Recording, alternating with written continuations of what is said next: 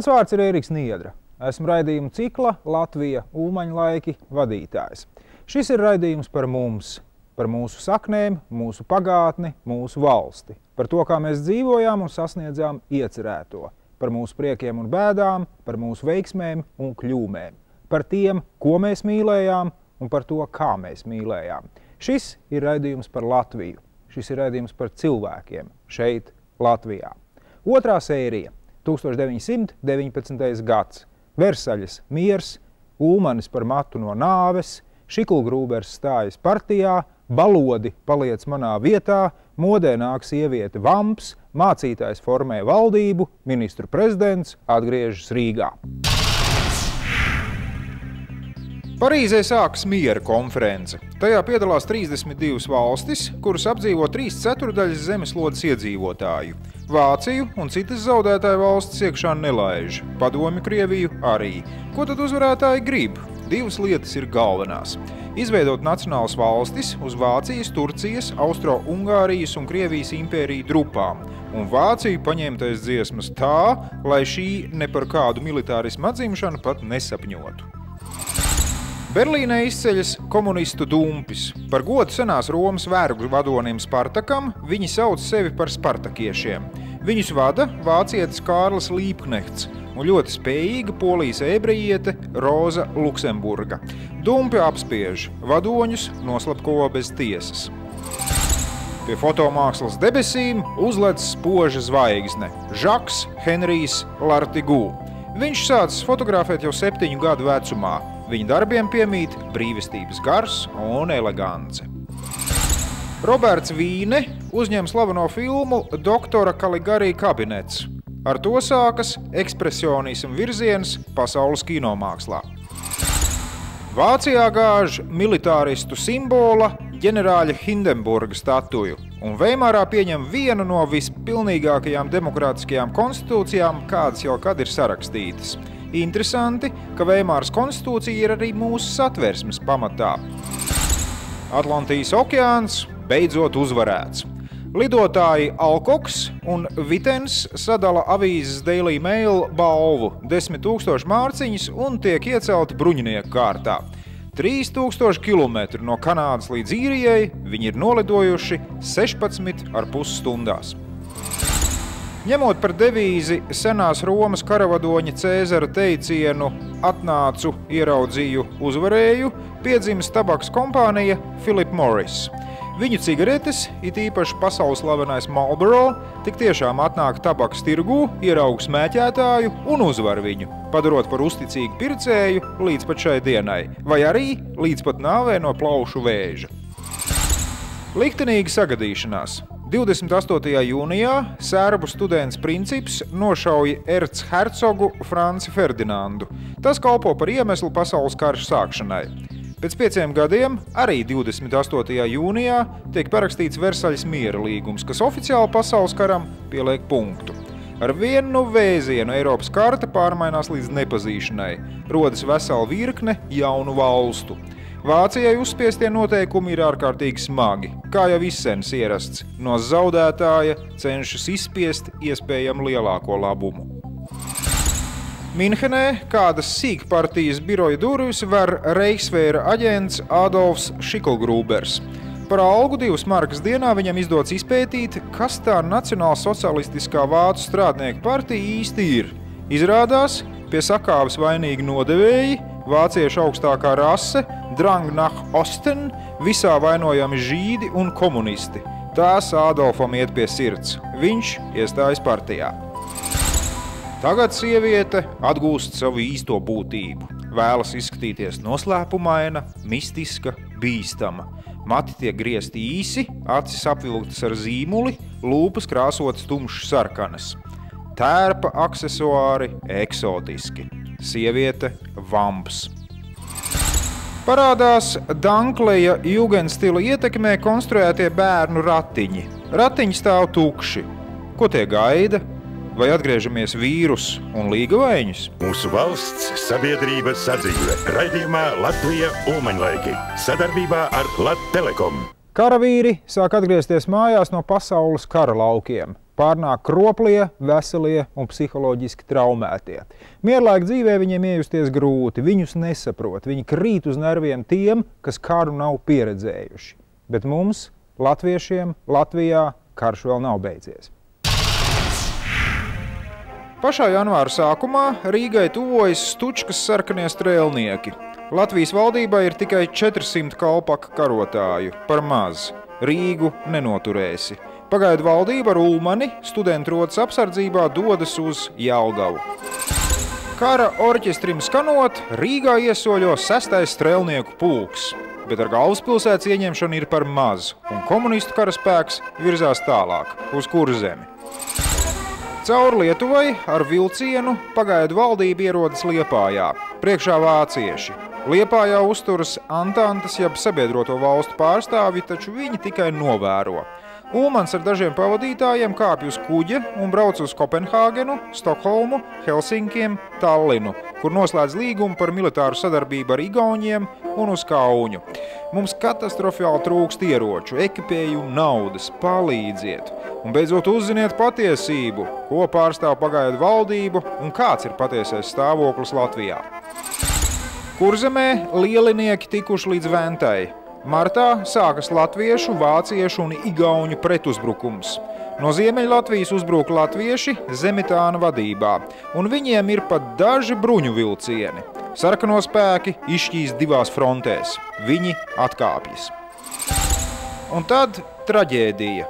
Kaujā pa Jairītēm pārpratumu dēļ izceļas apšaude starp Kalpaka bataljonu un Vācu dzelzs divīziju, kurā dien brīvprātīgie no Vācijas. Talantīgo karavadoni Oskaru Kalpaku smagi ievaino. Vēl mirstot, viņš dod pēdējo norādījumu – balodi, paliec manā vietā. Vēlākais ģenerālis un kara ministrs tam paklausa. Padomju varai bijis plašs atbalsts tautā. Bezzemnieki gaidīja, ka sadalīs muižas un dos zemi. Tā vietā Stučki ierīko valsts kopsaimniecības, kurās jāvergo tāpat kā baronu laikos. Pilsētās nacionalizē rūpnīcas un uzņēmumus, bet, lai tos vadītu, ar pareizo ideoloģiju vien ir par maz. Sākas galējs, pārtiks un preču trūkums. Tautā briest nemiers. Kas vainīgs? Skaidrs, ka tikai kontrrevolucionāri un šķiras ienaidnieki. Tur līdzēt var vienīgi sarkanais terors. Cietumi pildās, cilvēki tiek apšauti. Kad trūkst pierādījumu, sodu piespriež vadoties no tiesātāju revolucionārās sirdsapziņas, jo tā komunistiem pat būtiskāka par likuma pantiem. Šķiet, ka vācu virspavēlniekam von der Goltzam kaut kas nav kārtībā ar galvu. Viņš sapņo pakļaut vāciešiem Baltiju, tad Krievijā atjaunot carismu un pēc tam doties uz Vāciju, lai tur gāstu republiku un ieceltu atpakaļ tronī ķeizaru, un pēc tam kopā ar Krieviju sakaut angļus un frančus. Vācieši steigšu sastāda valdību. Tās priekšgalā mācītājs un rakstnieks Andrievs Niedra. Tikmēr kuģis Rātov, kas stāv Liepājas ostā kā bez īpašnieka mantu, ir pārņēmusi vēl viena Latvijas valdība. Uz to pārceļas Ulmans un ministri. Tur viņi atrodas Angļu aizsardzībā. Ak, kungs, nu mazajai Latvijai ir vesels 3 valdības. Turklāt latvieši un vācieši turpina plec pie pleca cīnīties ar komunistiem karā. Lielākā daļa latviešu strēlnieku nav nekādi komunisti. Pasaules revolūcijas idejas viņus neaizrauj. Viņi nākuši atbrīvot dzimteni no mūžsenajiem apspiedējiem un nodibināt taisnīgu iekārtu. Kad viņi redz, kas no tā iznācis, tad daudz izklīst pa mājām, pāriet Nacionālās armijas pusē vai slēpjas mežos. Komunistu spēki kļūši vāji, un 22. maijā latvieši un vācieši tuvojas galvaspilsētai. Kamēr Baloža brigāde virzās uz priekšu gar Jūrmalu, vācieši pār Daugavas tiltiem ienāk Rīgā. Sarkanais terors ir beidzies, taču sāk plosīties baltais. Vācieši bez izmeklēšanas un tiesas apšauj simtiem latviešu, uz kuriem krīt kaut mazākās aizdomas par sadarbību ar komunistiem. Dažkārt nošauj tikai tāpēc, ka ir latvietis. Tas vien jau ir aizdomīgi. Pulksteņus liek pārgriezt uz Vācijas laiku. Izšķirošās kaujas notiek no 19. līdz 22. jūnijam. Brīvības cīņu vēsturē tās ieiet ar nosaukumu Cēsu kaujas. Tās beidzas ar pamatīgu vāciešu un vācu baltu sagrāvi. Ir beigusies viņu gadsimtiem ilgā valdīšana Baltijā. Bēdīgi slavenā Niedras valdība atkāpjas. Tā pastāvējusi tikai 40 dienas. 3. jūlijā Strasdmuižā tiek parakstīts pamiers. Virspavēlniekam ar Vācijas brīvprātīgajiem jāatstāja Latvija. Bet pirms tam, jūnija beigās, Liepāja jau ir gavilējusi.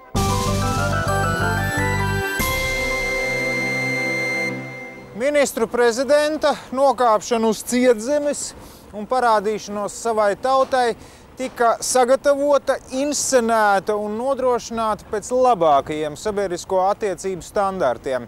Anglis Votsons vēlāk teiks, pat slavens teātra režisors nebūtu varējis izkārtot labāk. Iepriekšējā dienā pilsētā tika izkaisītas proklamācijas, lai ierastos pietiekami daudz cilvēku. Tika sagatavota skatuve, paaugstinājums, bet Liepājas pilsētas galva Vuševics apņēmās nodrošināt kārtību. Galu galā viņa rīcībā bija parādījušies ieroči, ka vācieši te pārskatīšanās dēļ bija atstājot aizmirsuši.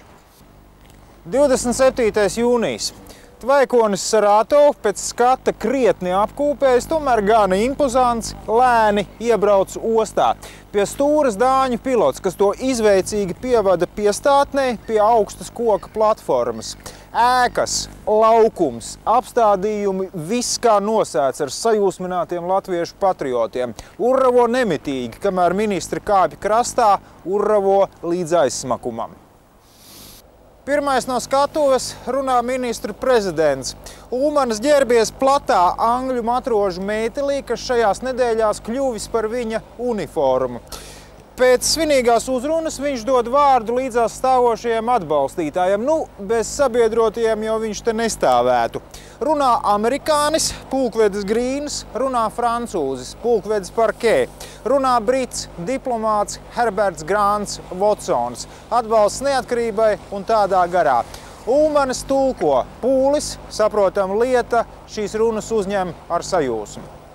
Triumfālā atgriešanās noslēdzas ar gājienu, faktiski militāru parādu, kurā iesaistīta arī civilo organizāciju un biedrību pārstāvji. Maršruts, osta, pilsētas nams. Pirmie kolonnā izkārtojas skolnieki, baltās drānās un puķītēm rokās. Seko patriotiskās organizācijas, sporta klubi, tad vingrotāji ar tīģerādām par pleciem un tad visi pārējie. Pats galvenais – atmosfēra, neaprakstāma atmosfēra. Pirmo reizi latvieši savā pagaidu galvaspilsētā ir vieni, bez sveša karaspēka klātbūtnes. Mūsu valsts sabiedrības sadzīve. Raidījumā Latvija Ulmaņlaiki. Sadarbībā ar Lattelekom. Mēs izcīnījām un izkarojām valsti. Neatkarīgu valsti. Tajos laikos atmodās cīnītājos un pašā tautā neapslāpējamas alkas pēc visu važu un visu svešo spaidu nokratīšanas. Iededzās griba, iededzās arī gatavība upurus nest nākotnes labā. Un tad, kad savienojās mūsu pašu alkas pēc brīvības ar gatavību upurus nest, šos mērķus mēs pat tiešām arī sasniedzām.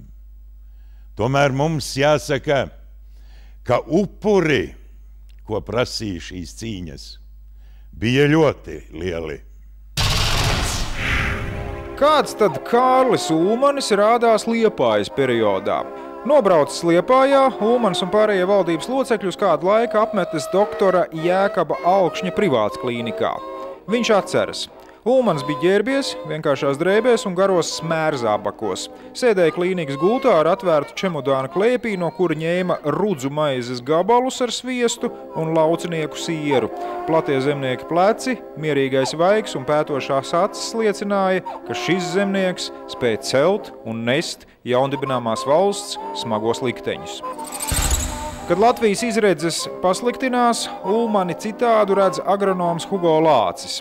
Bezizējas stāvokli vairs neslēpa arī ministru prezidents. Šī bija vienīgā reize, kad Latvijas valsts pastāvēšanas laikā man Ulmani nācās redzēt kā pesimistu. Prezidents pilnīgi piekrita mūsu grupas izstrādātajām emigrācijas plānām, proti izceļošanai uz Savienotajām valstīm. Ministru prezidents pat pielaida varbūtību kādreiz satikties Amerikā.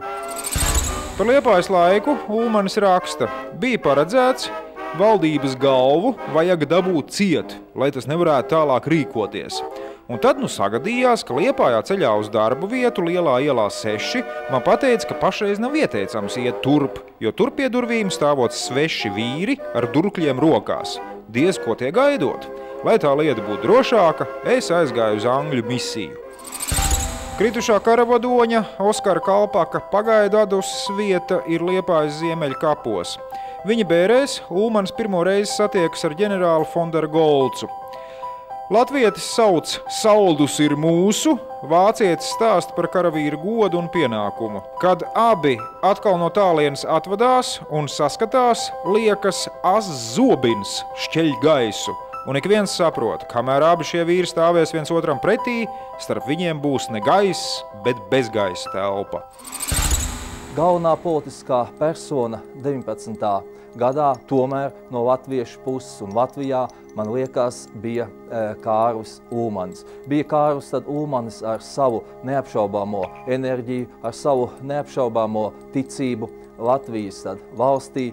Bija arī centrālā figūra ar savu ārpolitisko orientāciju uz rietumu valstīm. Ulmans tajā situācijā, kāda attīstījās pēc lielnieku iebrukuma sākuma Latvijā, parādīja pilnīgi politisku bezspēcību. Viņa valdība tika gāsta 1919. gada 16. aprīlī Liepājā, jo Ulmans nespēja konsekventi atrisināt jautājumu par sabiedrotajiem cīņā pret lielniecismu. Ļoti izdevīgs Kārlim Ulmanim izrādījās 1919. gada 16.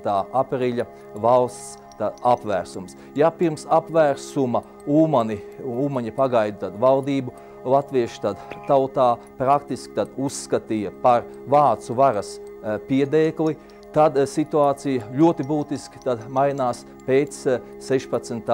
aprīļa. Pēc 16. aprīļa daudzi latvieši saprata, ka Ulmaņa pagaidu valdība nav pilnīgi atkarīga no vāciešiem. Līgums, kuru Ulmans parakstīja 1918. gada 29. decembrī, proti apsolot Latvijas pilsoņu tiesības visiem tiem, kas 4 nedēļas būs atradušies uz Latvijas teritorijas un it kā cīnījušies pret lielniekiem, tātad solot šiem cilvēkiem pilsoņu tiesības, izrādījās ļoti riskants pašam Ulmanim un viņa politikai. Pēc šī 16. aprīļa apvērsuma viņš tomēr nonāca pie secinājuma, kad saprašanās ar Latvijas mužniekiem ir visai sarežģīta lieta, un viņš pakāpeniski, kaut gan varbūt nekonsekventi, pakāpeniski tomēr iestājās par radikālu agrāro reformu, kas Latvijā skāra, kā to parādīja agrārās reformas īstenošanas gaita, pēc 1920. gada septembra skāra ļoti būtiski Latvijas mužnieku intereses. Britu iejaukšanās izjauca, faktiski divkārt izjauca ļoti nopietnas pasākumus, kuri varēja galu galā novest arī pie lielniecisma sagrāvs Krievijā, arī ejot šeit caur Latviju. Tā ir runa pirmkārt par cēsu kaujām, kuras nobremzē Britu politiku šeit ievirzot igauņu spēku pie cēsīm. Un otrkārt jau klaji jau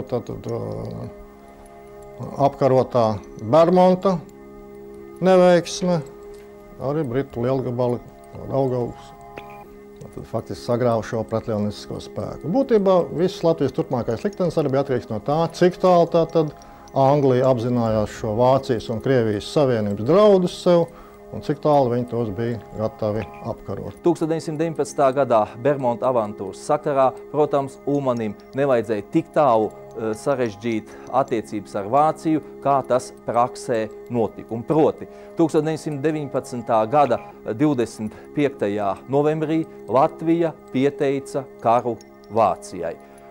Šis solis bija pārsteidzīgs solis un nekādu labumu Latvijai nedeva. Latvijas diplomātiem vajadzēja vairāk nekā pusgadu nopūlēties, lai atjaunotu attiecības ar Vāciju.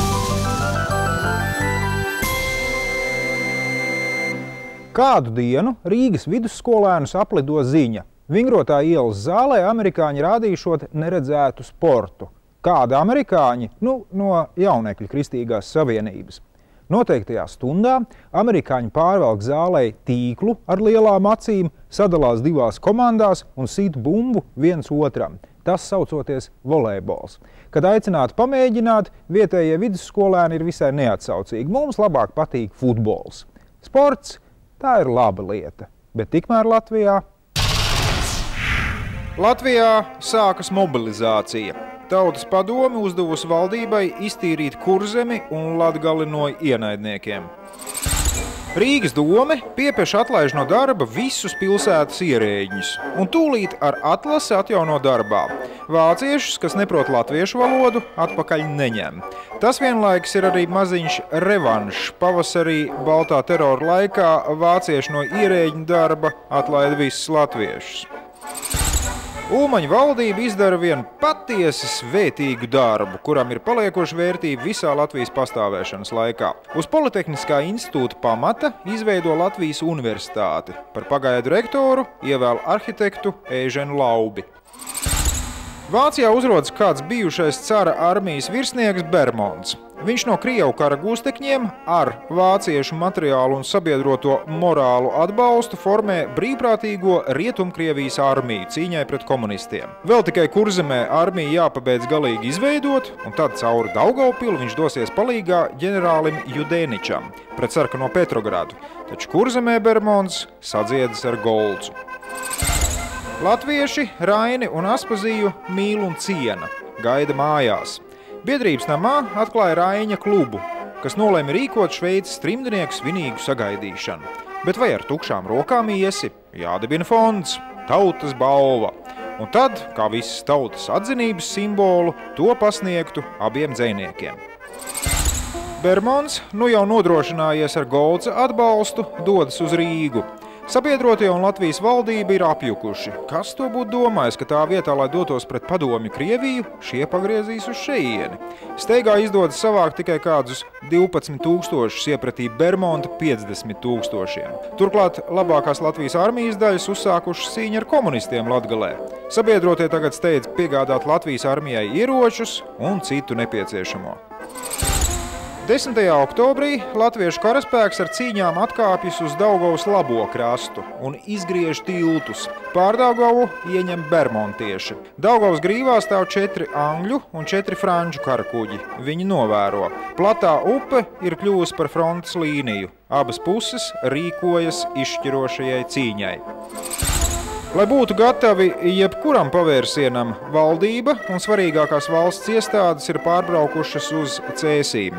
Virspavēlniecības štābs izvietojies Ropažos.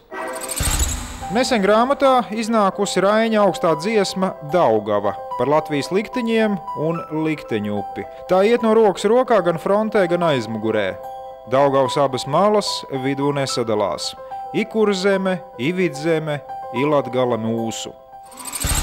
Tik un tā, rīdznieki nenokar degunus. Notiek teātra izrādes, koncerti, kritiķi kā allaž raksta recenzijas, avīžu slejas pilnas ar reklāmām. Cilvēkiem rūp arī personīgā laime. Sludinājums 3 tautietes nopietni iepazīsies nopietnos precību nolūkos ar godīgiem, izglītotiem tautiešiem. Un tad, 15. oktobrī, mēs sākam pretuzbrukumu. Vai sabiedroto karakuģi joprojām dirnēs kā novērotāji? Nē, angļu un franču artilērija atklāja uguni pa bermontiešiem. Viņi sagatavo ceļu. Mūsu karavīri no Milgrāvja baržās un kuģīšos peld pāri Daugavai, ieņem Bolderāju, Daugavgrīvu. 3. novembrī jauns uzbrukums. 10. notiek visnežēlīgākās cīņas, tiek atbrīvots Torņkalns un bermontieši bēg. 11. novembra rītā dun Rīgas baznīcu zvani. Tie vēsta, Rīga ir nosargāta. Cīņā talkā nāk arī brašās Latviju sievas. Jau septembrī pēc ministru prezidenta rīkojuma ir izveidots Latvijas sieviešu palīdzības korpus. Būt pirmajiem tur, kur palīdzība vajadzīga. Korpusa devīze. Šī devīze tiek īstenot ar sievietēm vien raksturīgos ziedošanos un atbalstošas palīdzības kaisli. Bez klīrības un nekavējoties tūlīt un enerģiski. Sievietes gādāja kareiviem siltu veļu, apģērbu, papirosus, tabaku, rakstām piederumus un citas vajadzīgas lietas. Un vēl, protams, sievietes kareivjus ēdināja. Kareivju ēdināšanas punkts tiek atvērts Latviešu biedrības namā 8. oktobrī. Kapacitāte 7000 karotāju dienā. Lai iekļūtu telpās un nokļūtu pie ēdamā, jāuzrāda kareivju dokumenti. Atbildīgā par sadali ārlietu ministra Mejerovica kundze Anna. Ērtības labad iekārtotas 2 zāles. Gaišākajā žēlsirdīgās māsas pie klavierēm spēlē Grīgu vai Šopēnu, bet Herta Vulfa aicina pievērst uzmanību žurnālu galdam. Otra ir tumšāka, taču atrodas tuvāk virtuves kairinošajām smaržām. Citādi atšķirības nekādas. Kopīgs abām zālēm galdiņu vizuālais noformējums, krizantēmas, vāzītēs, kopīgs pasniedzamo ēdienu klāsts. Silta zupa, tēja vai kafija, maize. Pareizāk maizes rikas, kas apziestas ar taukiem vai marmelādi. Ēdināšanas punkta darba režīms, protams, bez pārtraukuma, 24 stundas diennaktī. Lai nokļūtu štābā pie korpusa prezidentes Jāņa Čakstas kundzes Justīnes vai sekretāres Ašmaņa kundzes, jāšķērso gatavošanas zona. Tur mizo kartupeļus, kāļus, griež maizi. Tad jādodas cauri virtuvē, tur krāsnes ar zupas katliem, tad vēl pāris istabām, un tur jau tas ir štābs. Mazītiņa istabiņa, loks uz sētu, gar sienām plaukti ar maizes klaipiem, stūrī telefons. Posmā no Dolas salas līdz Krustpilī oktobrī tika atvērtas vēl 12 kareivju teinītes un pārsienamie punkti. Rīgā otrs ēdināšanas punkts tika iekārtots netālu no pirmā, te uz stūra. Savukārt vēl starp abiem kopš 10. oktobra darbojās pārsienamais punkts, kuram materiāls galvenokārt piedāvāja Amerikas Savienoto Valstu sarkanais krusts.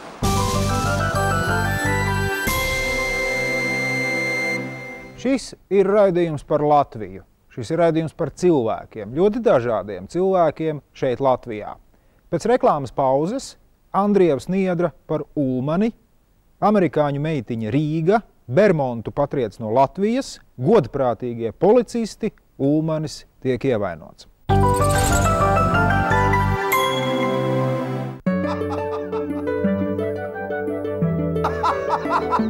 Smieties!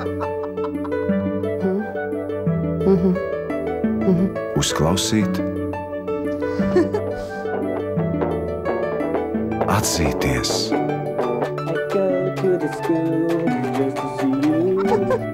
pasmaidīt. Viss sākas ar sarunu. Esam tuvāk Latelekom. Turpinām par 1919. gadu. Andrievs Niedra par Ulmani, amerikāņu meitiņa Rīga, Bermontu patriec no Latvijas, godprātīgie policisti, Ulmanis tiek ievainots. Tas notiek 14. oktobrī, kad viņš apmeklē Daugavmalas ierakumus. Šrapneļa šķemba trāpa kājā. Staigāt grūti, bet uz gultas jāguļ nav. Vēlāk par šo ievainojumu viņam piešķirs 3. šķiras Lāčplēša ordeni. Ļaunas mēls gan melsīs, ka tas ticis tāpēc, ka Zemnieku savienība nav iebildusi par Lāčplēša piešķiršanu sociāldemokrātam Veckalnam. Par šo pašu kaujas ievainojumu Ulmanis 20. gadā saņem arī Francijas goda leģiona krustu. Savukārt britu komisārs Baltijas valstīs Stevens Talents redz mūsu valsts vīru šādu. Ulmanis bija liela auguma, druknes zemnieku cilmas vīrs. Agrāk dažus gadus viņš bija pavadījis Amerikā un angliski runāja tekoši, kaut stipri lauzīti. Ulmanis bija labsirdīgs vīrs ar ievērojamām spējām un Britiem labvēlīgiem uzskatiem. Mācītājs un rakstnieks Andrievs Niedra pauž. Krievija nu bija sabrukusi, bet par to Ulmanis organizēja Latviju tikai priekš latviešiem. Tur bija jāpievāc aizbēgušo lielinieku un aizejušo vācu savilktie un pamestie krājumi. Tur bija jāsaņem muižas un to inventārs. Tur nāca vaļā zivju dīķi, dzirnavas, cepļi, alus darītavas, spirta dedzinātavas. Tur bija gaidāmas zemes ierīcības darbs un meža izmantošana. Visur šo saimnieku dēlu un viņu lietpratības gaidīja. Tikai vienas lietas viņiem vajadzēja kā atbalsta, kā varas avotu, savas valsts. Un taisni tie bija saimnieku politiskie vadoņi. Viņi bija zemniecības izmantotāji, veikalnieki, rūpnieki, kooperatori, ierēģi. Tie bija Ulmaņa spēks. Caur tiem Ulmanis vadīja saimniekus. Tik tālu Andrievs Niedra. Mūsu valsts sabiedrība sadzīve. Raidījumā Latvija Ulmaņlaiki. Sadarbībā ar Lattelekom. Mēs visi varam apvienoties vienā sajūtā. Un šī sajūta ir pateicība mūsu karavīriem. Viņi devās cīņā ar pašaizliedzību, ticības un pārliecības spēcināti, ka cīnās par taisnu un svētu lietu. Ienaidnieka pusē bija algāģi, kas cīnās par savu dienas algu un ko viņi var salaupīt. Mūsu pusē bija Tēvu zemes mīlestība, cenšanās ziedot visu, pat savu dzīvību par savas tēvijas gaišāku un labāku nākotni.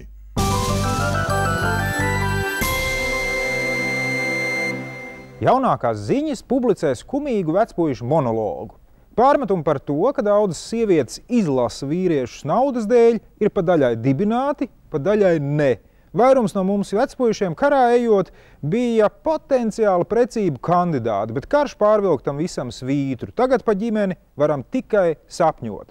Daudzas no mūsu zeltenēm sapinušās ar dažādiem ārzemju klaidoņiem. Ko darīt mums? Varbūt finansu ministrija uzliks nodokli mums pa labu. Tajā pat dienā, kad baznīcas zvani vēsta, ka Rīga ir nosargāta, tiek nodibināts Lāčplēša kara ordenis ar devīzi par Latviju. To piešķir par izciliem varoņdarbiem kauju laukā. 11. novembri pasludina par Latvijas armijas svētku dienu, Lāčplēša dienu. Valsts proklamēšanas dienā, 18. novembrī, visās Rīgas baznīcās notiek dievkalpojumi. Brāļu kapos pulcējas tautas padomes, valdības un armijas pārstāvji, lai godinātu kritušo Rīgas atbrīvotāju piemiņu. Svinīgā tautas padomes sēdē tiek nolēmts, ka tās galvenais uzdevums tagad ir satversmes sapulces vēlēšanas. Latvijas armija turpina uzbrukt Rietumkrievijas karaspēkam. Padzen no Jelgavas vajā Kurzemē. Bermons un Golds saprot, ka grāvī ir. Vēl pēdējā izmisīgā cerība. Izdodas panākt, ka Vācijas valdība ņem viņus savā paspārnē. Tā pieprasa, lai Latvijas armija pārtrauc uzbrukumu un sāk pamiera sarunas.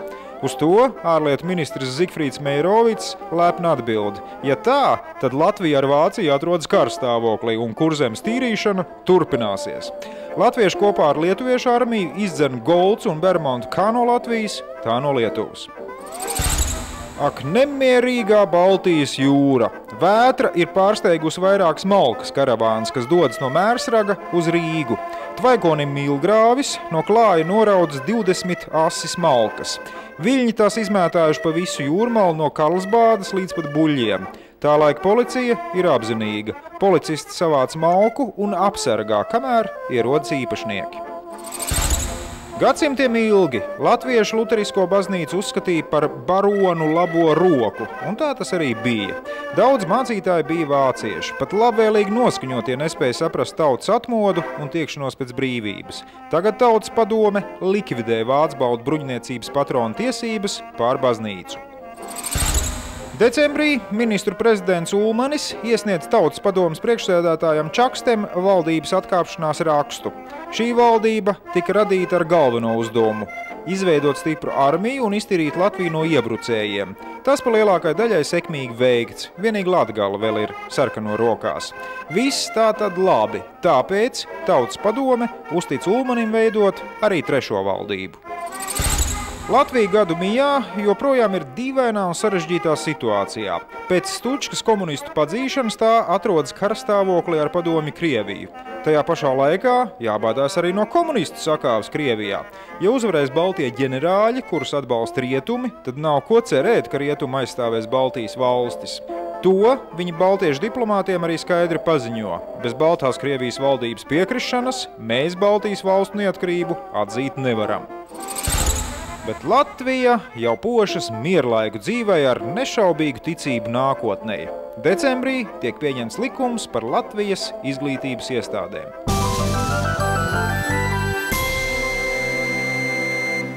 Katram Latvijas pilsonim bija obligāti jāmācās līdz 16. dzīves gadam. Tālākā izglītība jau bija brīvas gribas un finansu pietiekamības jautājums. Mācību posmu tā tad veidoja mājmācība, 7. 8. mūža gads, 6-gadīgā pamatskola, 9. 14. un papildskola līdz 16 gadiem. Šīs valsts un pašvaldību iestāžu uzturētās gaismas pilis izglītību piedāvāja bez maksas, un neskatoties uz to, apmeklētība vietām bija nepietiekama. Karš, posts, nabadzība, trūkumcietēji, pusbats, dzīve zemnīcās. Latgalē un pie jūrā, it īpaši Nīcā un Rucavā, uz 4 bērniem. 4 bērniem, tikai viens apavu pāris. Nu kāda vairs tur skola? Pastāvēja 5 baļļu atzīmju sistēma, un divniekus lika par nekā nezināšanu, lai gan, cik skolotāju tik pieeju.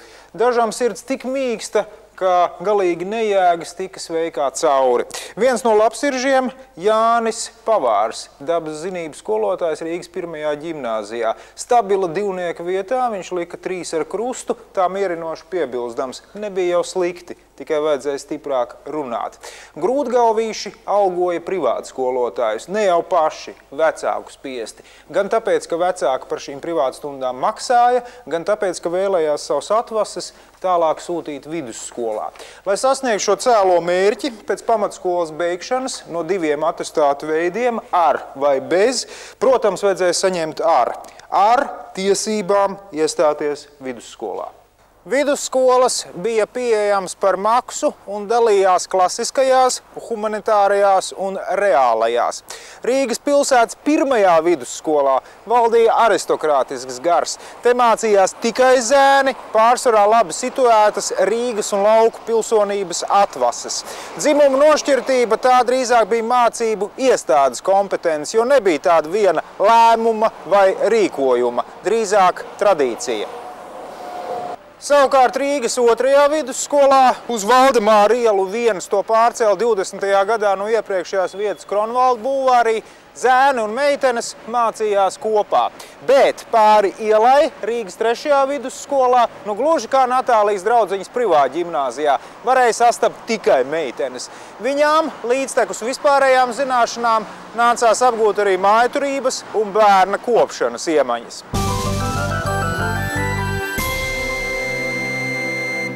Mūsu valsts, sabiedrība, sadzīve, mūsu vēsture. Raidījuma ciklā Latvija Ulmaņlaiki. Šī bija 2. sērija. Nākamajā reizē 1920. 21. gads. 2 terora akti pret Ulmani, dibina Latvijas Olimpisko komiteju, aizvadītās 10-gadas sievietes ideāls, Mejerovics atgriežas ar uzvaru, Rainis un Aspazija dzimtenē vai Latvijas nākotne ir tabakā. Visu labu!